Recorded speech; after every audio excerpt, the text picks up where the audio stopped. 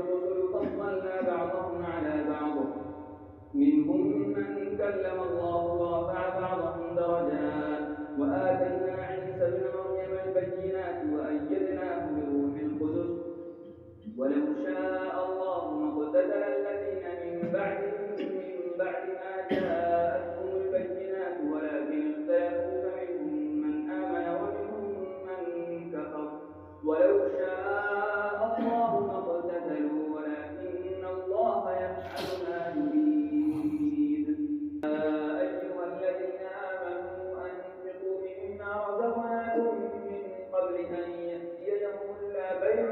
فيه ولا خلة ولا شفاعة والكافرون هم الظالمون. الله لا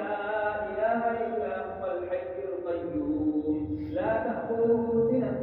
ولا نوم له ما في السماوات وما في الأرض من ذا الذي يشفع عنده إلا بإذنه يعلم ما بين أيديهم وما خلفهم ولا يحيطون بشيء من علمه إلا بما شاء وسع كرسيه السماوات والأرض ولا يئوده حفظهما وهو العلي العظيم. لا إكراه في الدين قد تبين الرشد من الغي فمن يكفر بالطاغوت ويؤمن بالله فقد استمسك بالعروة الوثقى لا انفصام لها والله سميع عليم. الله ولي الذين آمنوا يخرجهم من الظلمات إلى النور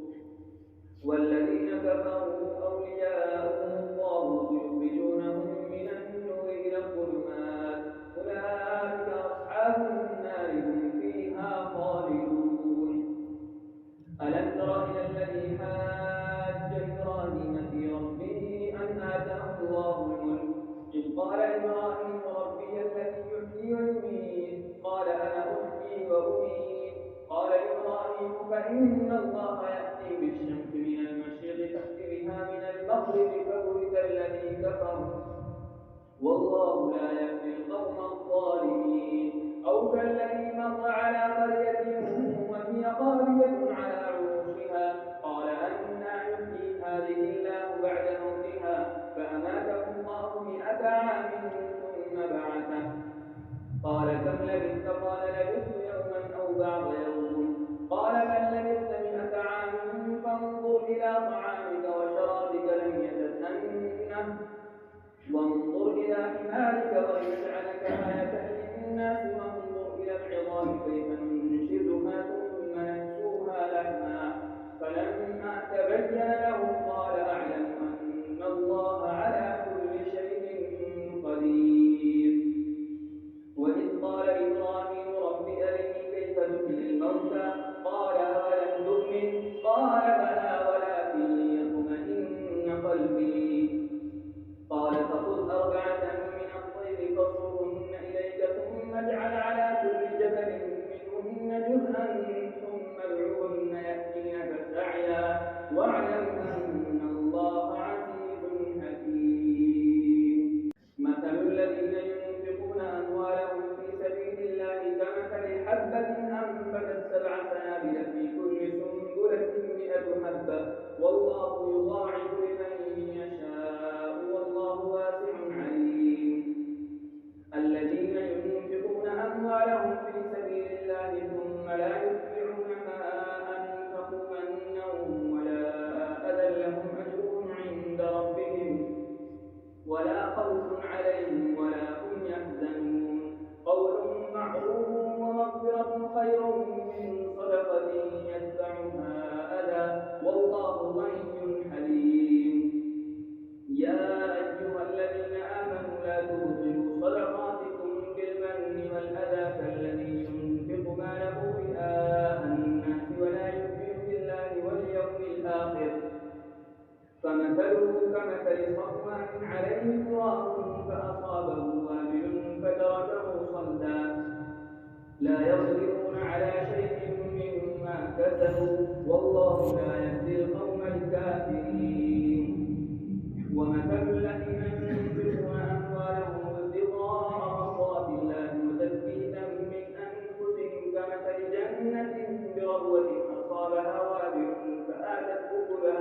الجحيم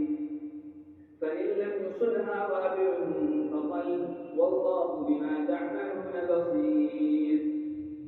أيود أحدكم أن تكون له جنة من نخيل وأعناب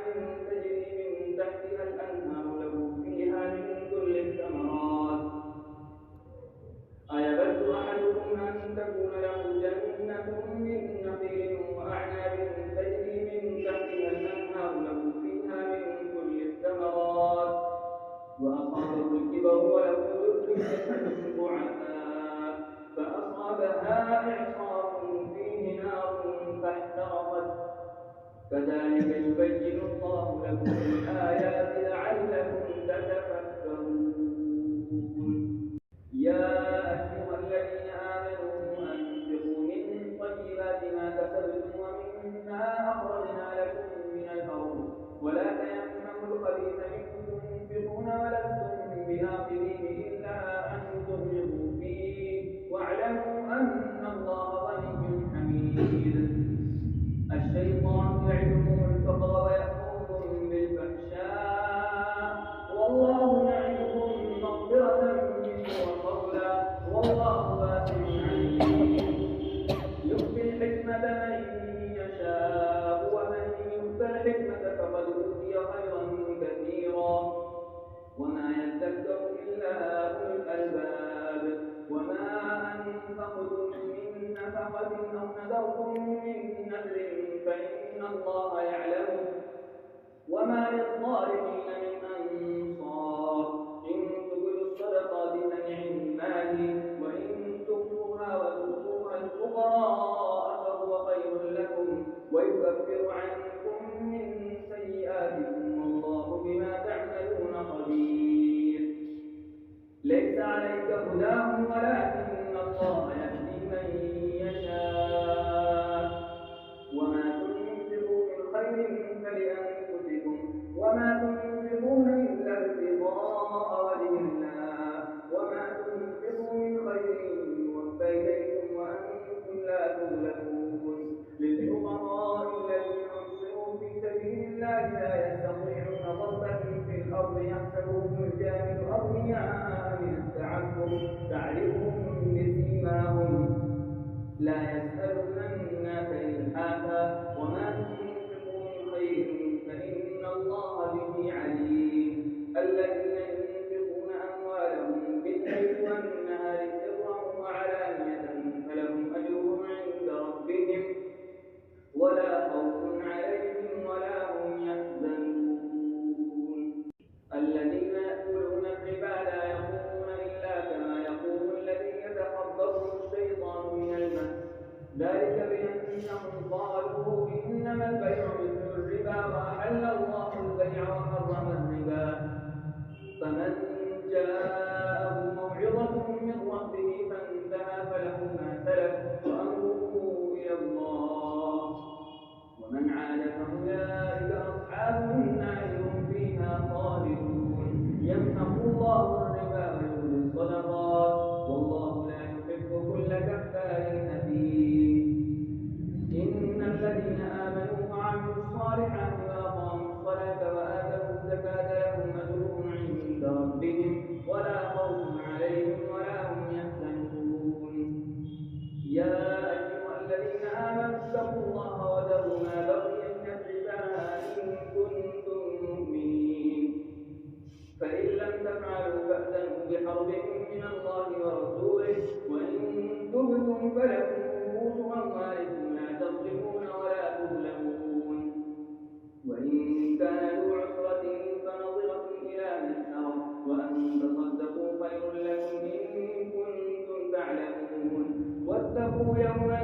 ترجعون فيه إلى الله ثم توفى كل نفس ما كسبت وهم لا يظلمون يا أيها الذين آمنوا إذا تداينتم بدين إلى أجل مسمى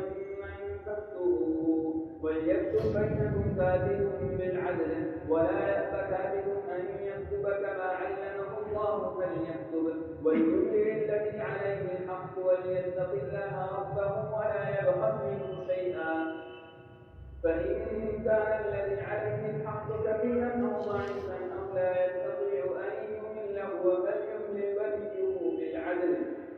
واستشهدوا شهيدين من رجالكم فإن لم يكونا رجلين فرجل وامرأتان ممن ترضون من الشهداء أن تضل إحداهما فتذكر إحداهما الأخرى ولا يأبى الشهداء إذا ما دعوا ولا تسأموا أن تكتبوه صغيرا أو كبيرا إلى أجله ذلكم أقسط عند الله وأقوم للشهادة وأدنى ألا ترتابوا إلا أن تكون تجارة حاضرة تديرونها بينكم فليس عليكم جناح ألا تدخلوها وأشهدوا إذا تبايعتم ولا يضار كاتب ولا شهيد وإن تفعلوا فإنه فسوق بكم واتقوا الله ويعلمكم الله والله بكل شيء عليم وإن كنتم على سفر ولم تجدوا كاتبا فرهان مقبوضة فإن أمن بعضكم بعضا فليؤدي الذي اؤتمن أمانته وليتق الله ربه ولا تكتموا الشهادة ومن يكتمها فإنه آثم قلبه والله بما تعملون عليم لله ما في السماوات وما في الأرض وإن تبدوا ما في أنفسكم أو تخفوه يحاسبكم به الله فيغفر لمن يشاء ويعذب من يشاء والله على كل شيء قدير آمن الرسول بما أنزل إليه من ربه والمؤمنون كل آمن بالله وملائكته وكتبه ورسله لا نفرق بين أحد من رسله وقالوا سمعنا وأطعنا غفرانك ربنا وإليك المصير لا يكلف الله نفسا إلا وسعها لها ما كسبت وعليها ما اكتسبت ربنا لا تؤاخذنا إن نسينا أو أخطأنا ربنا ولا تحمل علينا إصرا كما حملته على الذين من قبلنا ربنا ولا تحملنا ما لا طاقة لنا به واعف عنا واغفر لنا وارحمنا أنت مولانا فانصرنا على القوم الكافرين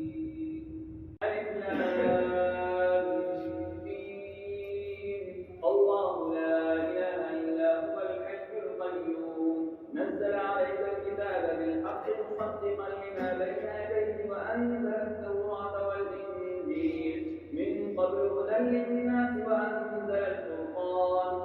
إن الذين كفروا بآيات الله لهم عذاب شديد والله عزيز ذو انتقام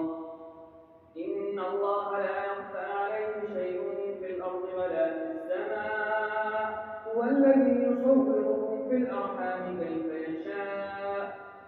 لا إله إلا هو العزيز الحكيم هو الذي أنزل عليك الكتاب منهم آيات محكمات هن أم الكتاب وأخر متشابهات فأما الذين في قلوبهم زيغ فيتبعون ما تشابه منه ابتغاء الفتنة وابتغاء تأويله وما يعلم تأويله إلا الله والراسخون في العلم يقولون آمنا به كل من عند ربنا وما يذكر إلا أولو الألباب ربنا لا تزغ قلوبنا بعد إذ هديتنا وهب لنا من لدنك رحمة إنك أنت الوهاب ربنا إنك جامع الناس ليوم لا ريب فيه إن الله لا يخلف الميعاد إن الذين كفروا لن تغني عنهم أموالهم ولا أولادهم من الله شيئا وأولئك هم وقود النار كدأب آل فرعون والذين من قبلهم كذبوا بآياتنا فأخذهم الله بذنوبهم والله شديد العقاب قل للذين كفروا ستغلبون وتحشرون إلى جهنم وبئس المهاد قد كان لكم آية في فئتين التقتا فئة تقاتل في سبيل الله وأخرى كافرة يرونهم مثليهم رأي العين والله يؤيد بنصره من يشاء إن في ذلك لعبرة لأولي الأبصار زين للناس حب الشهوات من النساء والبنين والقناطير المقنطرة من الذهب والفضة والخيل المسومة والأنعام والحرث ذلك متاع الحياة الدنيا والله عنده حسن المآب قل أنبئكم بخير من ذلكم للذين اتقوا عند ربهم جنات تجري من تحتها الأنهار خالدين فيها وأزواج مطهرة ورضوان من الله والله بصير بالعباد الذين يقولون ربنا إننا آمنا فاغفر لنا ذنوبنا وقنا عذاب النار الصابرين والصادقين والقانتين والمنفقين والمستغفرين بالأسحار شهد الله أنه لا إله إلا هو والملائكة وأولو العلم قائما بالقسط لا إله إلا هو العزيز الحكيم إن الدين عند الله الإسلام وما اختلف الذين أوتوا الكتاب إلا من بعد ما جاءهم العلم بغيا بينهم ومن يكفر بآيات الله فإن الله سريع الحساب فإن حاجوك فقل أسلمت وجهي لله ومن اتبعني وقل للذين أوتوا الكتاب والأميين أأسلمتم فإن أسلموا فقد اهتدوا وإن تولوا فإنما عليك البلاغ والله بصير بالعباد إن الذين يكفرون بآيات الله ويقتلون النبيين بغير حق ويقتلون الذين يأمرون بالقسط من الناس فبشرهم بعذاب أليم أولئك الذين حبطت أعمالهم في الدنيا والآخرة وما لهم من ناصرين ألم تر إلى الذين أوتوا نصيبا من الكتاب يدعون إلى كتاب الله ليحكم بينهم ثم يتولى فريق منهم وهم معرضون ذلك بأنهم قالوا لن تمسنا النار إلا أياما معدودات وغرهم في دينهم ما كانوا يفترون فكيف إذا جمعناهم ليوم لا ريب فيه ووفيت كل نفس ما كسبت وهم لا يظلمون قل اللهم مالك الملك تؤتي الملك من تشاء وتنزع الملك ممن تشاء وتعز من تشاء وتذل من تشاء بيدك الخير إنك على كل شيء قدير تولج الليل في النهار وتولج النهار في الليل وتخرج الحي من الميت وتخرج الميت من الحي وترزق من تشاء بغير حساب لا يتخذ المؤمنون الكافرين أولياء من دون المؤمنين ومن يفعل ذلك فليس من الله في شيء إلا أن تتقوا منهم تقاه ويحذركم الله نفسه وإلى الله المصير قل إن تخفوا ما في صدوركم أو تبدوه يعلمه الله ويعلم ما في السماوات وما في الأرض والله على كل شيء قدير يوم تجد كل نفس ما عملت من خير محضرا وما عملت من سوء تود لو أن بينها وبينه أمدا بعيدا ويحذركم الله نفسه والله رؤوف بالعباد قل إن كنتم تحبون الله فاتبعوني يحببكم الله ويغفر لكم ذنوبكم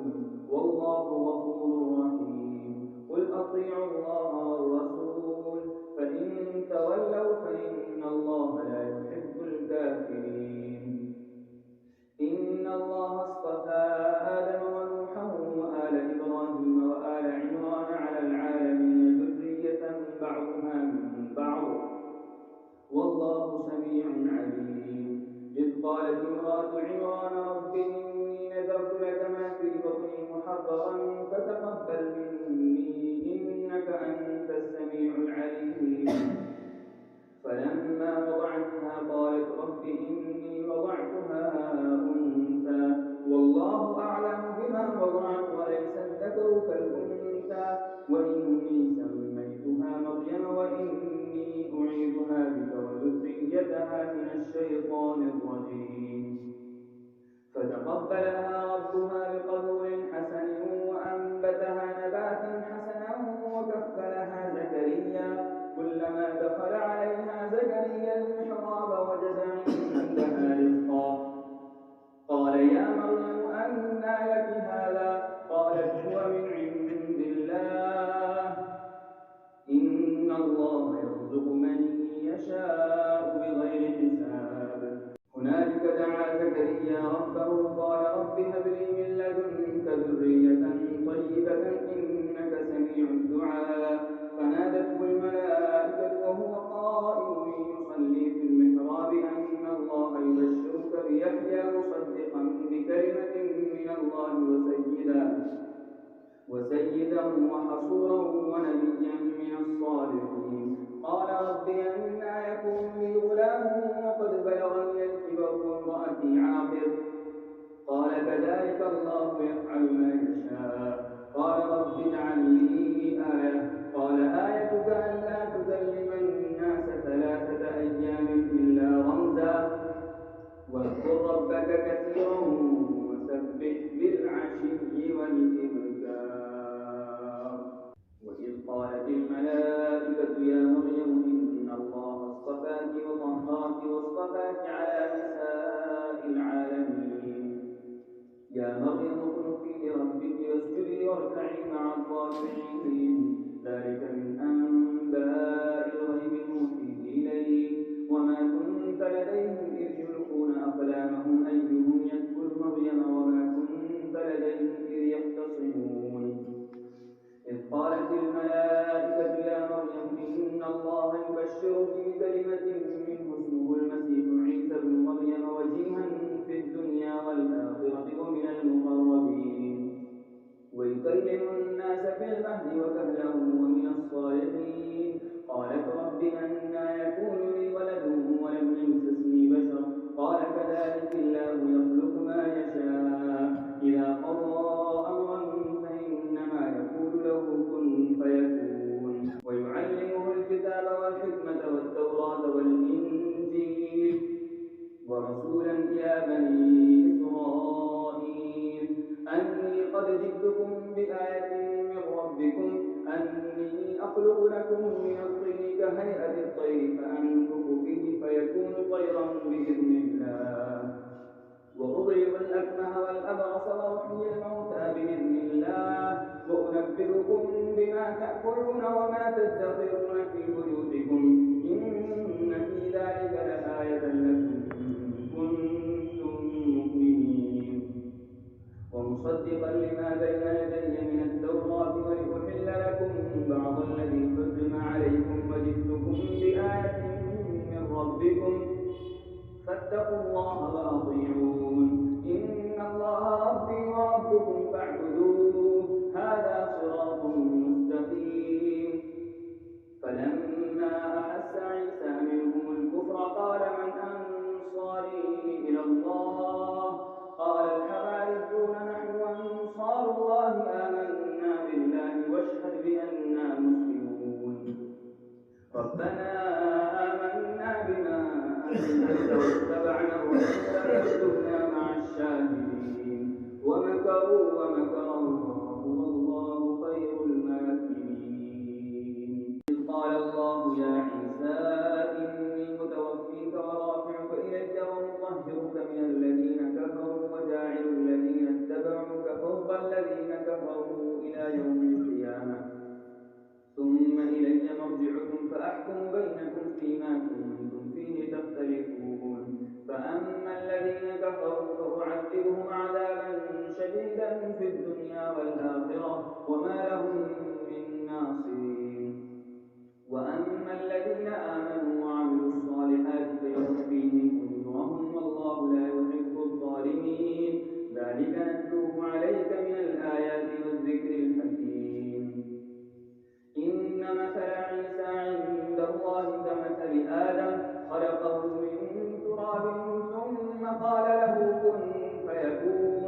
الحق من ربك فلا تكن من الممترين.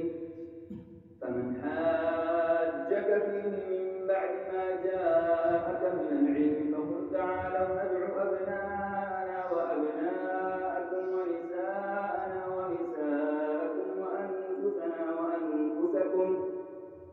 ثم نبتهل فنجعل لعنة الله على الكاذبين. إن هذا لهو القصص الحق وما من إله إلا الله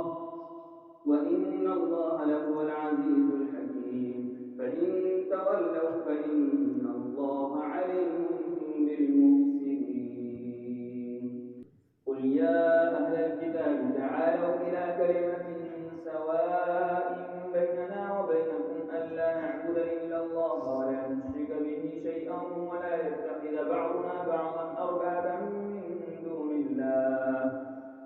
فإن تولوا فقولوا اشهدوا بأننا مسلمون. يا أهل الكتاب لم تحاجون في إبراهيم وما أنزلت التوراة والإنجيل إلا من بعده أفلا تعقلون. ها أنتم هؤلاء حاججتم فيما لكم به علم فلم تحاجون فيما ليس لكم به علم والله يعلم وأنتم لا تعلمون. ما كان إبراهيم يهوديا ولا نصرانيا ولكن كان حنيفا مسلما وما كان من المشركين. إن أولى الناس بإبراهيم للذين اتبعوه وهذا النبي والذين آمنوا والله ولي المؤمنين. ودت طائفة من أهل الكتاب لو يضلونكم وما يضلون إلا أنفسهم وما يشعرون. يا أهل الكتاب لم تكفرون بآيات الله وأنتم تشهدون. يا أهل الكتاب لم تلبسون الحق بالباطل وتكتمون الحق وأنتم تعلمون. وقال طائفة من أهل الكتاب آمنوا بالذي أنزل على الذين آمنوا وجه النهار واكفروا آخره لعلهم يرجعون. ولا تؤمنوا إلا لمن تبع دينكم قل إن الهدى هدى الله أن يؤتى أحد مثل ما أوتيتم أو يحاجوكم عند ربكم قل إن الفضل بيد الله يؤتيه من يشاء والله واسع عليم. يختص برحمته من يشاء والله ذو الفضل العظيم. ومن أهل الكتاب من إن تأمنه بقنطار يؤديه إليك ومنهم من إن تأمنه بدينار لا يؤديه إليك إلا ما دمت عليه قائما. ذلك بأنهم قالوا ليس علينا في الأميين سبيل ويقولون على الله الكذب وهم يعلمون. بلى من أوفى بعهده واتقى فإن الله يحب المتقين. إن الذين يشترون بعهد الله وأيمانهم ثمنا قليلا أولئك لا خلاق لهم في الآخرة ولا يكلمهم الله ولا ينظر إليهم يوم القيامة ولا يزكيهم ولهم عذاب أليم. وإن منهم لفريقا يلوون ألسنتهم بالكتاب لتحسبوه من الكتاب وما هو من الكتاب ويقولون هو من عند الله وما هو من عند الله ويقولون على الله الكذب وهم يعلمون. ما كان لبشر أن يؤتيه الله الكتاب والحكم والنبوة ثم يقول للناس كونوا عبادا لي من دون الله ولكن كونوا ربانيين بما كنتم تعلمون الكتاب وبما كنتم تدرسون. ولا يأمركم أن تتخذوا الملائكة والنبيين أربابا أيأمركم بالكفر بعد إذ أنتم مسلمون. وإذ أخذ الله ميثاق النبيين لما آتيتكم من كتاب وحكمة ثم جاءكم رسول مصدق لما معكم لتؤمنن به ولتنصرنه قال أأقررتم وأخذتم على ذلكم إصري قالوا أقررنا قال فاشهدوا وأنا معكم من الشاهدين فمن تولى بعد ذلك فأولئك هم الفاسقون أفغير دين الله يبغون وله أسلم من في السماوات والأرض طوعا وكرها وإليه يرجعون قل آمنا بالله وما أنزل علينا وما أنزل على إبراهيم وإسماعيل وإسحاق ويعقوب والأسباط وما أوتي موسى وعيسى والنبيون من ربهم لا نفرق بين أحد منهم ونحن له مسلمون ومن يبتغ غير الإسلام دينا فلن يقبل منه وهو في الآخرة من الخاسرين كيف يهدي الله قوما كفروا بعد إيمانهم وشهدوا أن الرسول حق وجاءهم البينات والله لا يهدي القوم الظالمين أولئك جزاؤهم أن عليهم لعنة الله والملائكة والناس أجمعين خالدين فيها لا يخفف عنهم العذاب ولا هم ينظرون إلا الذين تابوا من بعد ذلك وأصلحوا فإن الله غفور رحيم إن الذين كفروا بعد إيمانهم ثم ازدادوا كفرا لن تقبل توبتهم وأولئك هم الضالون إن الذين كفروا وماتوا وهم كفار فلن يقبل من أحدهم ملء الأرض ذهبا ولن يفتدى به أولئك لهم عذاب أليم وما لهم من ناصرين. Thanks for watching. Don't forget to like, comment, share and subscribe to Al Wahid channel.